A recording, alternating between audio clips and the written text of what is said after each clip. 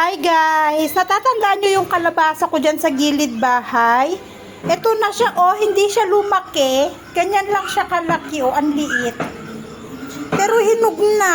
Kasi kulay orange na siya, oh. Kaya sabi ko kay Asher, kunin mo na.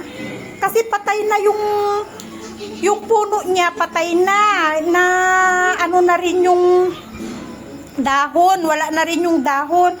Kaya sabi ko, sige, kunin mo na. Pero hinog na siya. Nakita nyo, kulay orange na siya. Pero kakaliit. Punggo. Ay, anong tawag doon? Anong tawag doon? Maliit lang siya.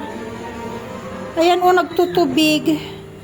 Try ko ngang hatiin para makita natin kung pwede nating gulayin to. Kung pwedeng gulayin, gugulayin ko bukas. Kasi may sitaw naman ako dyan. Igigisa ko lang. Sis, will you cut this one? I want to see inside.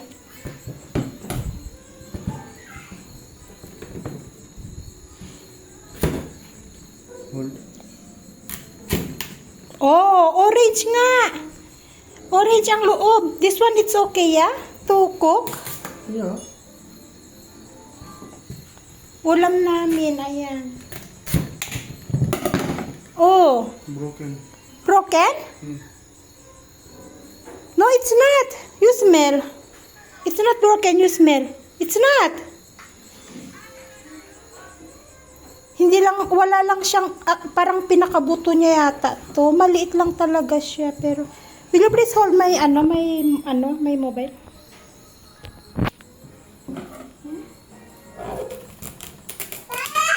Hajur, oh, buto niya to. This one is the seeds. Oh.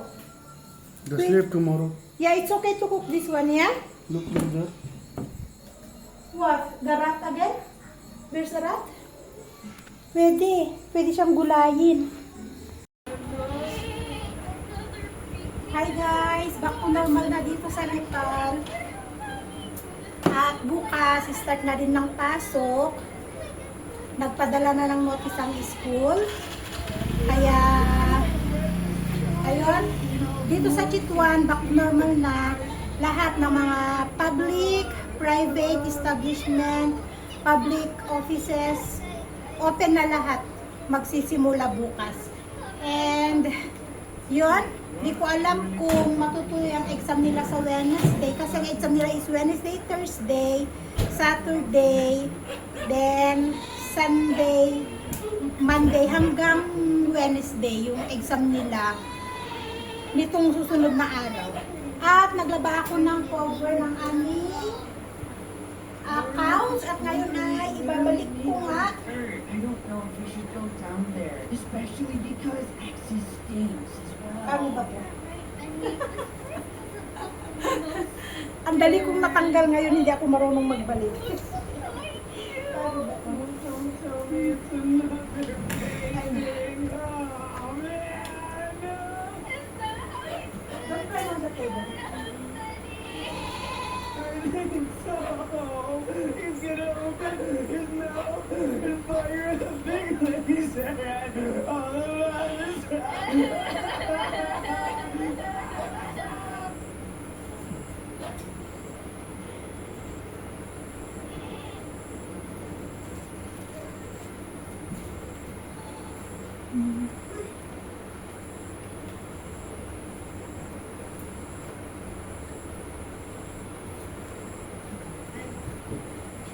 I hope those aren't your lunches.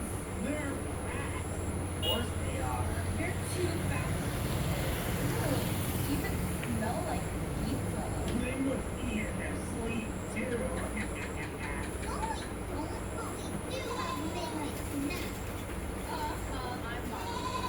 know what? Give me your lunch too.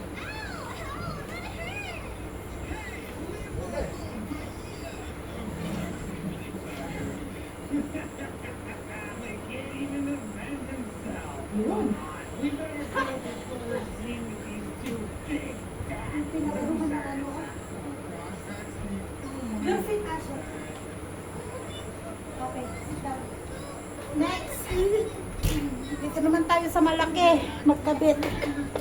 Katulog si Tonton. Di pa nagigising.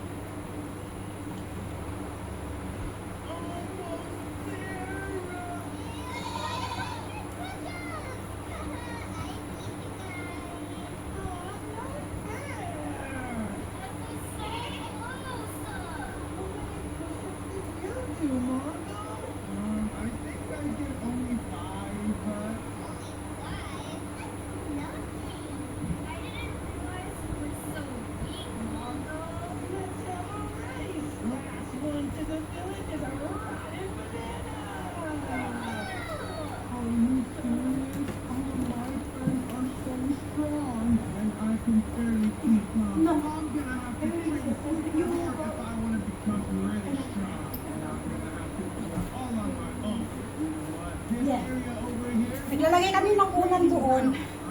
Kasi nga, pag hindi naglagay ng unan doon, yung ating couch, minsan umurong siya palikod, minsan umurong siya paharap.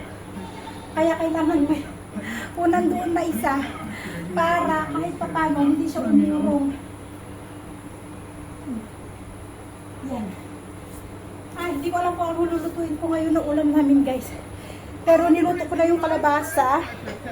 Nga, yun yung inulam namin kanina. Ginisa ko lang siya na may sitaw. Ang init. Ang banas. Kiri na. Keri na ah. Nakapagpakiskis na kami ng palay, guys. Ang heavy. Asher, come here. Sa kabilang pagilingan to. Hold. Yan. Shut the door. Come here na. There come little comes rice, huh? Ha? I think there come little comes rice. Here? There. There? Why? What do you mean? How many sacks? 2 socks. 2 sacks. How many kilo? 50? More than 15. More than 50? Last time I bring here return from rice, right? That's why nga there? Here, I bring new one. No, I mean the last time. The last time. Where did you bring the last time? There, yeah? More than 50 kilo. Oh, nakapagpakiskis na kami. Bukas na sila. Ah, Tuntun? The Ay, side Tuntun. we have, this one has. Ha? The side we have. So, I need to clean. Maglilinis ako. You said no need to clean. May trabaho ako bukas. Maglilinis ako ng bigas. At syempre, dumating yung isa. Ano daw ulam? Sabi ko, di ko alam. Kasi sitaw, kalabasa, nailuto ko na. Ang sabi ba na may, okay, magluto ka ng dal. Ganun na naman. Ang walang katapusang dal na ulam dito sa Nepal. Hindi na talaga nakakain ng mga to na walang dal. Ay, kahit si Asher. Alam niyo ba si Asher marunong nang mamili ng ulam? Sabi niya, I would like to eat vegetable, always vegetable. Sabi Sabi ko, anong gusto mong pagkain? Ayaw mo din naman ng chicken. Itong dal namin, yung orange at saka black na pinaghalo. Wala na yung isang dal na, yung maliliit na sumasabog pag niluluto. Ito, pag niluto mo to, hindi siya sumasabog. Yung isang sumasabog, yung may maliliit, ano ba kasi ang tawag doon ni Asis? Di ko matandaan. Sabi sa kanya, anong gusto mong ulam? Kasi nag-chicken kami, nagtinola. Kakain lang siya, katiranggot lang. Sabaw lang. Sabaw lang kinakain niya. Pag gulay naman, pilit na siya. Namimili na siya ng ulam. Hindi na kagaya dati na kung anong ibigay mo, kakainin niya. Ngayon namimili na. Gusto niya, dal. Sabi ko, hindi naman kung pwede na panay dal, araw-araw na dal. Sabi ko, hindi na masustansya yun na araw-araw daw dal. Sabi ko, kailangan paiba-iba yung ulam. Sabi ko sa kanya, kagaya ngayon, kalabasa at sitaw ulam natin. Sabi ko, kailangan kumain ka din ng fish. Kakain lang sila ng fish. At pala, fried fish lang ang kinakain niya. Minsan natatakot ako magpakain sa kanila ng fried fish, lalo kapag yung isda ay hindi tilapia kasi nga matitinik ang mga isda dito. Alam nyo naman ang mata ko hindi na ganun kadinaw. Baka mamaya ang may tubo ko o yung makain niya ay may tinik. Kaya dal na naman. Ako na yung sumusuko magluto ng dal nung isang araw. Kahapon nung umaga yata. Ay hindi. Susok pa lang ulam namin kahapon ng umaga. Yun yung nagmukbang kami ni Asher. Kailan ba kami huling nagdal? Nung isang araw. Kakalipas lang ng isang araw na hindi nagdal-dal na naman ang ulam namin. Ayan, so magluluto tayo ng dal.